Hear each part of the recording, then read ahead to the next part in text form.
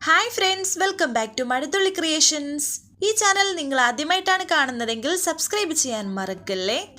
രാധികയും വരുണും സംസാരിച്ചിരിക്കുന്ന സമയം മുത്തശ്ശി അവിടേക്ക് വരുന്നുണ്ട്. മുത്തശ്ശിയെ കാണാതിരിക്കാൻ രാധിക മറഞ്ഞു നിൽക്കുന്നു. എത്രയും പെട്ടെന്ന് വരുണിനെയും പ്രിയങ്കയും ഈ വീട് വിട്ട് പറഞ്ഞു വിടാനാണ് മുത്തശ്ശി ഒരുങ്ങുന്നത്.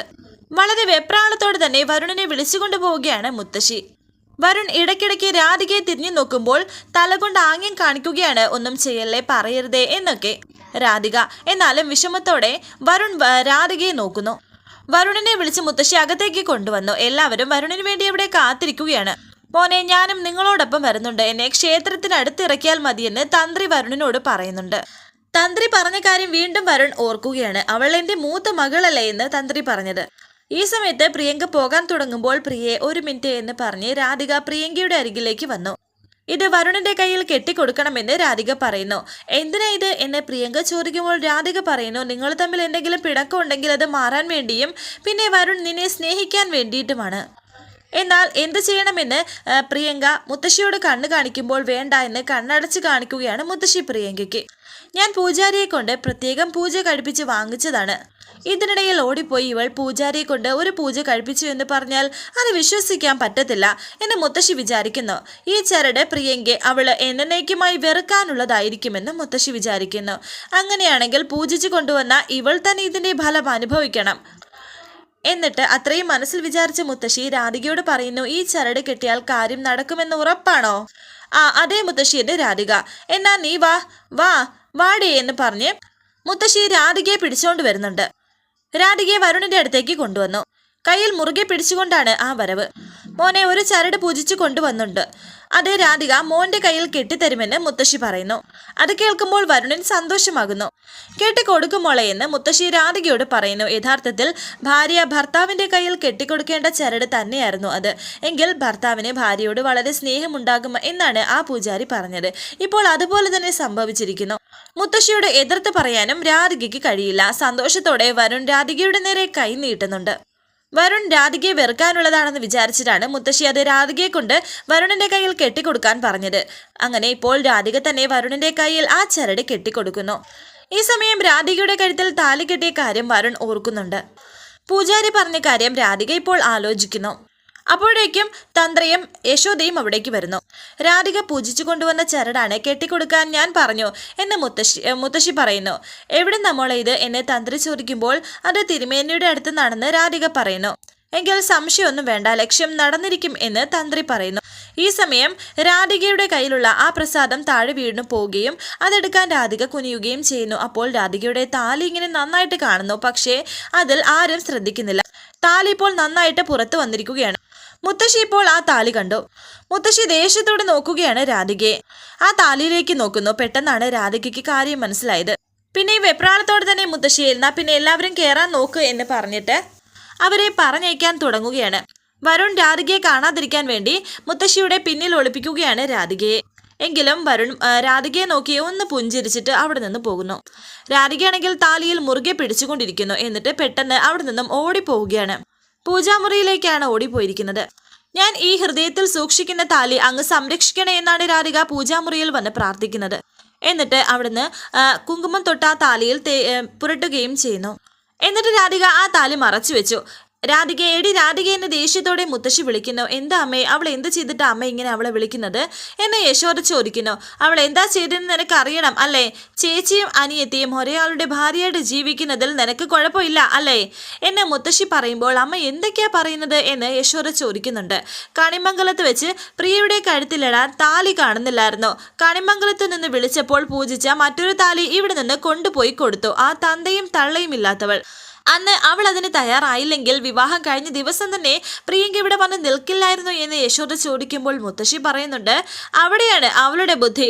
വരുൺ അവളുടെ കഴുത്തിൽ കെട്ടിയ താലി കൊടുക്കാൻ അവൾക്ക് മനസ്സിലായിരുന്നു. അതിപ്പോഴും ചരടിൽ കോർത്ത് അവളുടെ കഴുത്തിൽ തന്നെയുണ്ടെന്ന് പറയുന്നു.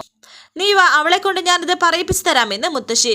അമ്മേ, നമ്മൾ എത്ര ഒളിപ്പിച്ചു വെച്ചിട്ടും വരുൺ അവളെ കണ്ടുപിടിച്ചു. അത് അവളുടെ കുറ്റമല്ല. ദേവേട്ടനാണ് അവളെ വിളിച്ച് വരുണിന്റെ മുന്നിൽ നിർത്തിയത്. അതിന്റെ പക വേറൊരു രീതിയിലും അമ്മ അവളോട് തീർക്കരുതെന്ന് യശോദ പറയുന്നു. ഓ, എന്ന് പറഞ്ഞാൽ നിന്റെ മോളോട് പക തീർക്കാൻ വേണ്ടി ഞാൻ പുതിയൊരു കഥയുണ്ടാക്കി വെച്ചു. നിന്റെ മോളോട് തന്നെ ചോദിക്ക്. എടി രാധികെ, ഇങ്ങോട്ട് ഇറങ്ങി വാടി. എടി രാധികെ എന്ന് പറഞ്ഞ് മുത്തശ്ശി രാധികയെ അവിടേക്ക് വിളിച്ചു. അങ്ങനെ ഇപ്പോൾ രാധിക അവിടേക്ക് ചെല്ലുന്നുണ്ട്. എടി, നീ എന്ത് പറഞ്ഞാ പ്രാർത്ഥിച്ചത് എന്നെ മുത്തശ്ശി ചോദിക്കുമ്പോൾ രാധിക പറയുന്നുണ്ട്, പ്രിയങ്കയുടെ ജീവിതത്തിന് ഒരു ബുദ്ധിമുട്ടും വരരുത് എന്ന്. നിന്റെ വിടുകെ എന്നോട് വേണ്ട. പ്രിയങ്ക മോൾക്ക് നാശം വരാനല്ലാതെ മറ്റൊന്നിനു വേണ്ടി നീ പ്രാർത്ഥിക്കില്ലെന്ന് എനിക്ക് നന്നായിട്ടറിയാം. നീ ഇപ്പോഴും വരുണിനെ നിന്റെ ഭർത്താവിന്റെ സ്ഥാനത്തല്ലേടി കൊണ്ട് നടക്കുന്നത്. എന്താടി നിന്റെ നാവിറങ്ങിപ്പോയോ എന്നൊക്കെ മുത്തശ്ശി ദേഷ്യത്തോടെ ചോദിക്കുന്നു. രാധിക ഒന്നും മിണ്ടുന്നില്ല. അങ്ങനെയല്ല കാണുന്നത് എങ്കിൽ നിന്റെ കഴുത്തിൽ എങ്ങനെയാടി അവൻ കെട്ടിയ താലി കിടക്കുന്നത് എന്നെ മുത്തശ്ശി ചോദിക്കുമ്പോൾ യശോദ ചോദിക്കുന്നുണ്ട്, മുത്തശ്ശി പറഞ്ഞത് സത്യമാണോ മോളെ? നിന്റെ കഴുത്തിൽ വരുൺ കെട്ടിയ താലിയുണ്ടോ? ഇല്ല എന്ന് രാധിക പറയുന്നു.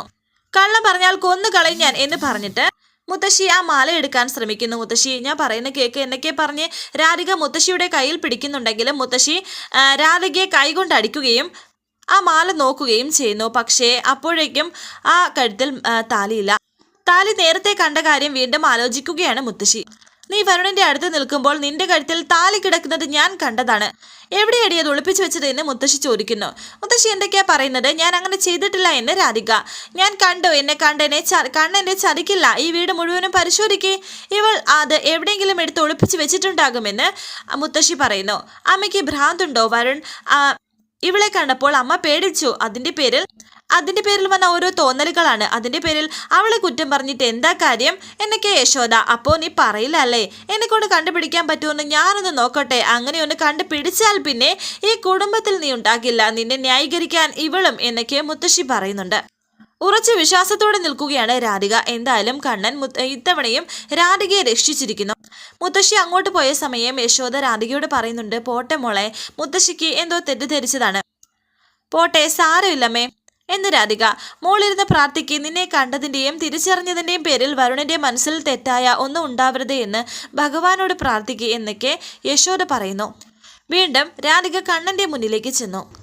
കണ്ണൻ്റെ മുന്നിലിരുന്ന ആ പൂക്കളുടെ ഇടയിൽ രാധിക ആ താലി മറച്ചു വെച്ചതായിരുന്നു. ഇപ്പോൾ രാധിക ആ താലി എടുത്തു. കൃഷ്ണ കാത്തു, എനിക്കിത് നഷ്ടപ്പെട്ടില്ലല്ലോ എന്നൊക്കെ രാധിക പറയുന്നു. എന്നിട്ട് ആ താലി നെഞ്ചോട് ചേർത്ത് പിടിക്കുകയാണ് രാധിക. ശേഷം കാണിക്കുന്നത് പത്മിനിയോട്. അവിടുത്തെ മുത്തശ്ശി ചോദിക്കുന്നുണ്ട്, പത്മിനി വന്ന് കയറിയിട്ട് നീ പ്രിയങ്ക മോളോട് എന്തെങ്കിലും സംസാരിച്ചിരുന്നോ? ഞാനൊന്നും സംസാരിച്ചില്ല എന്ന് പത്മിനി. ഞാനും ഒന്നും സംസാരിച്ചില്ല. മോളിനി എന്ത് കരുതുമോ എന്തോ എന്നെ മുത്തശ്ശി. എനിക്ക് സംസാരിക്കണം എന്നുണ്ടായിരുന്നു, പക്ഷെ എല്ലാം കൂടി ഓർക്കുമ്പോൾ എങ്ങനെ പറയുമെന്ന് വെച്ചിട്ടാണ്. മുത്തശ്ശി പറയുന്നു, പ്രിയങ്കയും വരുണും തമ്മിലുള്ള അകൽച്ചയിൽ മനസ്സാ സന്തോഷിക്കുന്നവർ ഒരുപാടുണ്ട്. നമ്മളും കൂടി മുഖം തിരിച്ചു നിന്നാൽ അവർ രണ്ടുപേരും ഒറ്റപ്പെട്ടു പോവത്തില്ലേ? വരുണിന്റെ മനസ്സ് മാറ്റിയെടുക്കാമെന്ന് നമ്മൾ തീരുമാനിച്ചതല്ലേ? അതിനിടയിൽ ആ കുട്ടി ഇങ്ങനെയൊക്കെ ചെയ്യാമോ എന്നൊക്കെ ചോദിക്കുന്നു. അവളുടെ കുറ്റമാണോ പരമേശ്വരൻ? ഒരു സുപ്രഭാതത്തിൽ നിന്നോട് ഇറങ്ങിപ്പോകാൻ പറഞ്ഞാൽ നീ ഇറങ്ങിപ്പോകില്ലേ? അതല്ലേ അവളും ചെയ്തുള്ളൂ.